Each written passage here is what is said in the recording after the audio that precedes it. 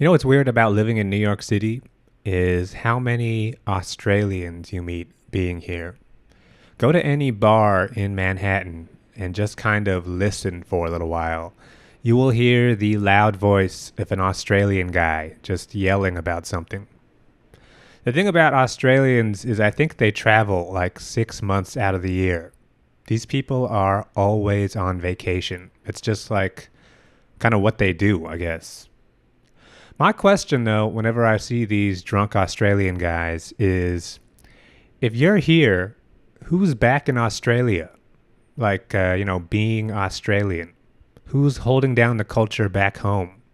Because as far as I can tell, everybody is just always gone.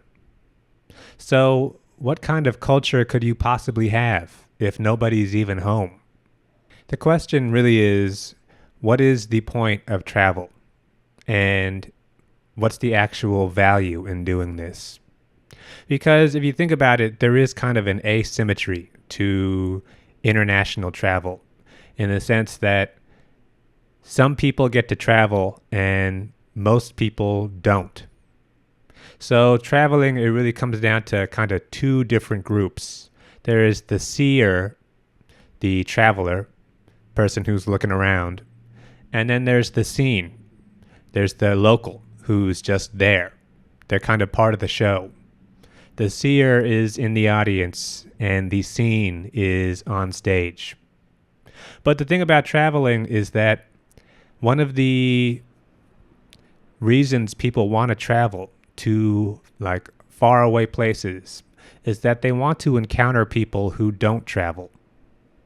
I mean, just as a thought experiment, imagine if everybody traveled as much as Westerners do. Imagine if you got on a flight and went to, Tibet and you're climbing the mountain somewhere and you go to some like little Tibetan village and everybody you meet in the Tibetan village is like, oh yeah, I was just in Paris last week. And then the month before that, I was in Argentina and Chicago. It would lose a lot of its allure because what you're hoping to encounter when you travel is kind of obscure locals who find you interesting because you're foreign, because they've never been to a foreign country. They've spent all their time in this Tibetan village. I mean, travel is so often seen as culturally enriching and in terms of like how you learn about the world. It's about experiencing other cultures and coming home with a perspective. But the thing is, how much could you really learn about a culture by being in a place for like a week? If somebody visited your hometown for a week, would you assume that they know how your life is? What it's like being you? What it's like when you wake up and go to work, and then you go home and go to the gym and you hang out with your uncle? Probably not. What that person probably knows from visiting your hometown for a week is the tourist places. They took some pictures in front of the lake that everybody goes to. They ate at a bunch of restaurants that, maybe you go to on your birthday, but for the most part, it's not for you. That's because, to actually live in a place and to have an actual connection to a place, it's something that you can't just jump into. It's something that builds over time. And that's what we end up losing in when you become a tourist and you go to a place and you just look around. Because that's all traveling is for the most part. You go somewhere and you look around and you see what you see. But unless you really know somebody there, you're not really going behind the closed doors where life really happens. You're not making the connections and you don't know a bunch of people who actually live there and know what it's like to grow up in that environment. There's a thing called Paris syndrome that happens from like Japanese tourists who go to Paris because in their mind they have this like kind of cinematic vision of what Paris is, just like Paris in like, the 1800s or something, very romantic. Then they get to Paris and it's 2025. So things don't really live up to their vision. And they get disillusioned by it because they were really looking forward to their Paris vacation. But to me, this is a good thing because I think that is the most honest version of traveling. Because you went to a place thinking that you knew what you were going to see, and you didn't see it. You went to a city thinking you were going to see a show, but what you saw was a city where people actually live, and they got stuff to do. They're not busy being Parisian and acting French. They are French, but I mean, that's not like their job isn't to fulfill your fantasies, because that's not what the world is. The world is a place where people live. They're actually doing stuff.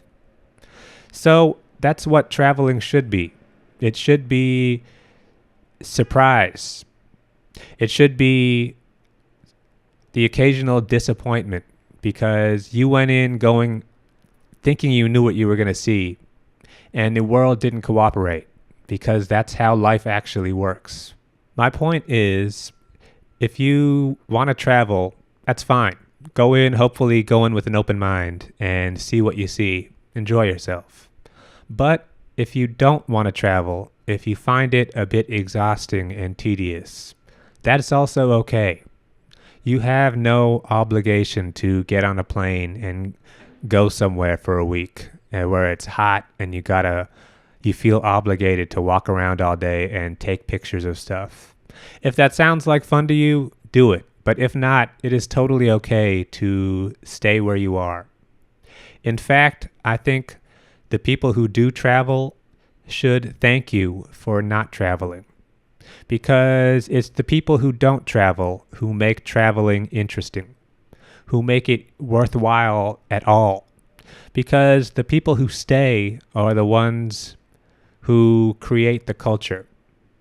They're the ones who are putting on the show that people want to see. So if you do stay, so often I think people grow up in like a small town, a kind of provincial place where they feel like they're not in the action. They always feel like the action is somewhere else. And if I could just be there, then I'd really be living. But here's the thing about culture. Culture arises when people stick around and contribute.